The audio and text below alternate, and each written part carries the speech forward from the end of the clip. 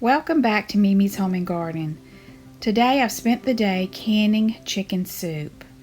And this is a great recipe and it uses up any chicken you may have in the freezer.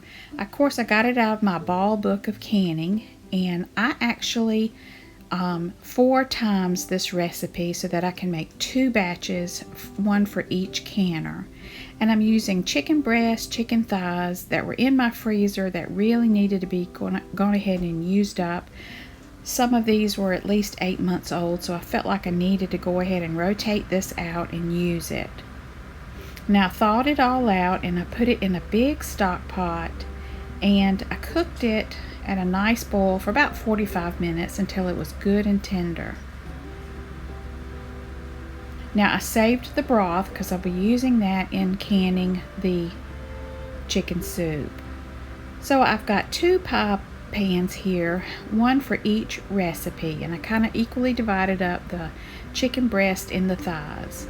Now I'm just going to cut this all up, chop up this meat, and put it back in the pie bowl, and we'll use one for each recipe.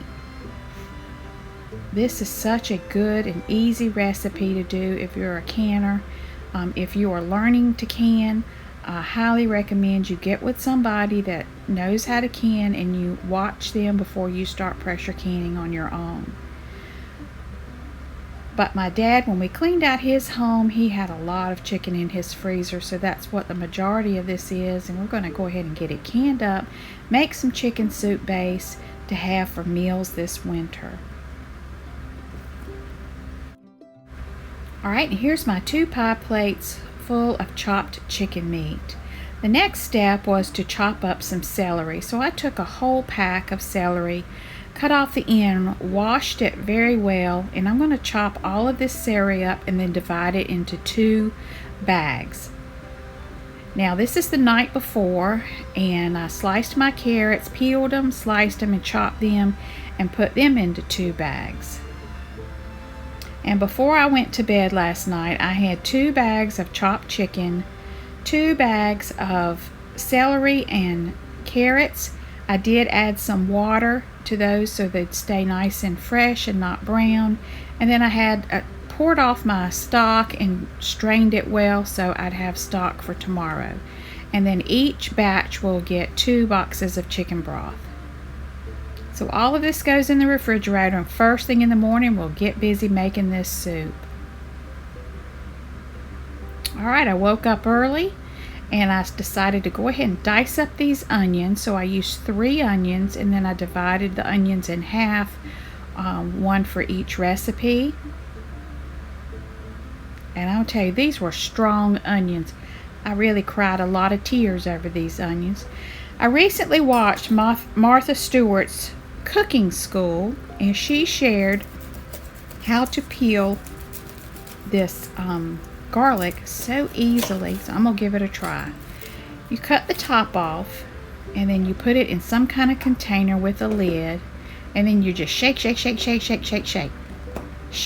really hard.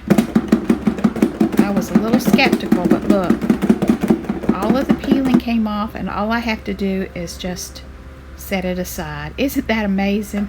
So her trick did work, and I didn't have to spend all that time peeling off that skin. So I'm going to take half of the broth that I cooked the chicken meat in and divide it, and then I'm going to start my first pot of chicken soup. And into that I'm going to add 2 more cartons of chicken broth. And then I did add 1 more quart of hot water. I wanted to make sure I could fill 2 canners with 7 quarts, and this worked perfectly.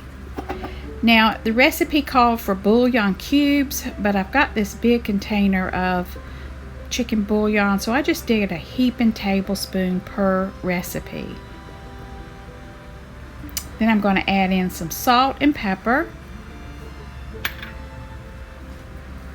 And then I'm going to toss in, I've drained those carrots and celery that I had soaking in water in the refrigerator, and now I'm just adding that to the pot. And then 3 whole cloves of garlic, and then half of the onions. And then I'm going to give that a good stir, and you bring it to a boil, and you're going to let this simmer for 30 minutes. Now in goes the chicken. And all of this went in at one time. So I cooked each pot one at a time. And you can see I'm stirring in all of the chicken. There's the carrots and the celery and the broth, and it smelled so good while it was cooking. I brought it to a boil, and then I cut the heat back down and just let it simmer for about 30 minutes. Now in the canner I have all my jars getting hot, staying hot and sterilized. And so I've just set up my station now. Usually I pull one jar at a time, but I wanted to make sure each jar got the equal amount of chicken meat and vegetables.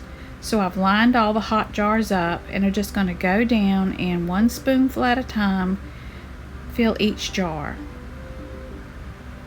And I'm eyeing it to make sure they're all about the same, because I want the same amount of meat and vegetables in each of the quart jars. And I'm using the wide mouth. It just worked better to get this soup mixture in the wide mouth. Every time my dad goes to Walmart, he brings me home cases of jars. He is just the sweetest thing. So I've got plenty of wide mouth jars. Now as you can see, I'm trying to make sure they're all equal, they're all about the same.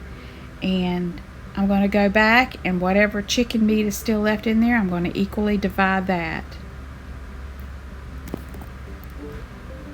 Okay, now you can see all of the jars are about 3/4 full of chicken meat and vegetable pieces. So now we're going to go back with the broth and finish filling up these jars. And this broth is so rich and good. And I had exactly the right amount to fill 7 jars, which was very lucky for me. So I'm just going to go down the row and make sure they're all filled within 1 inch headspace at the top. Then I debubble. And then I'm going to go back with the vinegar wet paper towel and wipe around each rim. Now, you don't usually pressure can any type of pasta because it will cook to death, and rice is the same way. So basically this is a chicken soup base. You're making this to heat up later. Now this is exactly what I wanted, because later in the video I'm going to share with you all the different soups you can make. So stay with me till the end of this video. So now you can see I'm wiping the rims with the vinegar water, and then I'm just going to put on my lids that are sitting in the hot water, and then put on my rings.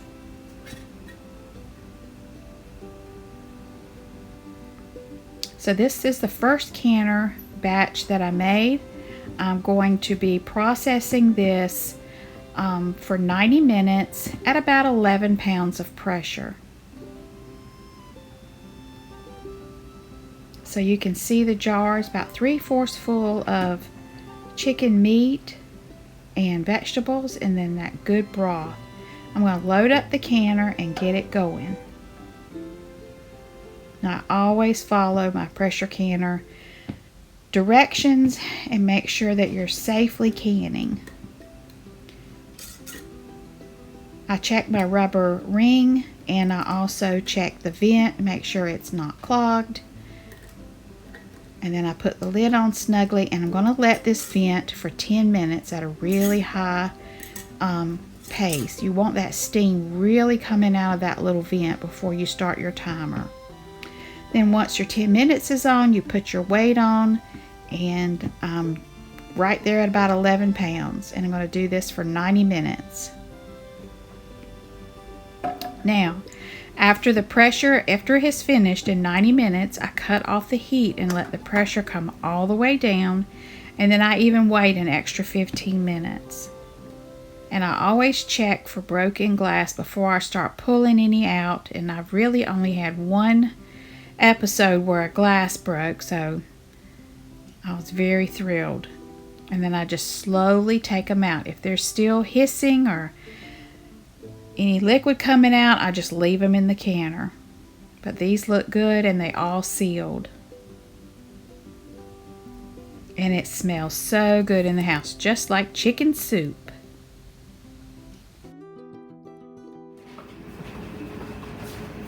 Okay, here's the first batch of 7 quarts of chicken soup base.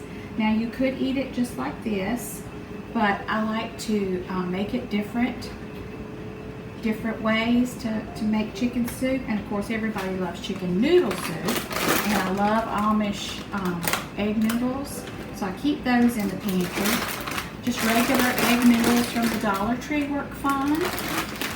I've got some yellow rice and some Uncle Ben's rice. Wild rice would be great with this, but you're going to need to cook your pastas first. This has been heavily processed now, so you don't want to boil this again. You're just going to reheat this, and so just add your cooked rice or your cooked pasta.